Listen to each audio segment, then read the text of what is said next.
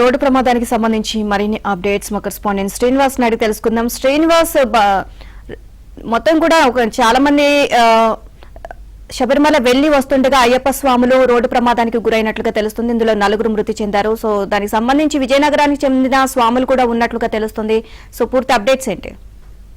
నీలిమ విజయనగరం జిల్లా నరకముడుగా మండలానికి చెందినటువంటి 4 మృతి చెందడం ఇక్కడ చాలా విషాదం నిండుకుందని చెప్పాలి.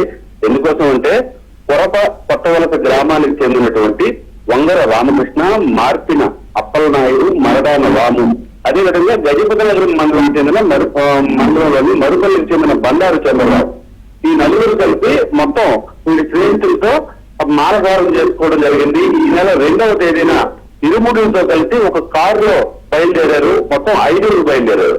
5 బయలుదేరిన తర్వాత స్వామి దర్శనం అనంతరం వీళ్ళు చెన్నై వెళ్లి అక్కడి నుంచి రామేశ్వరం నుంచి తిరిగి వస్తున్నటువంటి క్రమంలో ఆ రాత్రి నిద్ర ఎక్కువగా వస్తుందని రోడ్డు పక్కన తమ కారులను నిలుపు చేసి ఆ నిద్రిస్తుండగా అది వెనుక నుంచి వచ్చినటువంటి ఒక వాహనం బలంగా ఢీకొట్టడంతో 4 వ్యక్తులు ఆ స్పాట్ లోనే మృతి చెందారు.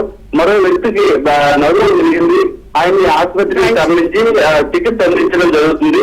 అయితే ఈ విషయాలన్నీ కూడా అక్కడ ఉండేటటువంటి ఫోటోలన్నీ కూడా ఆ నరకముడ్డ మండలం ఆంధ్రజ్యోతి ప్రతినిధికి వాళ్ళు పంపడం, ఈ సమాచారం వాళ్ళ బంధువులకు కూడా తెలిసింది. ఈ విషయం పైన ఆ జిల్లాకు చెందినటువంటి మంత్రి కొండపల్లి శ్రీనివాస్ కూడా స్పందించారు.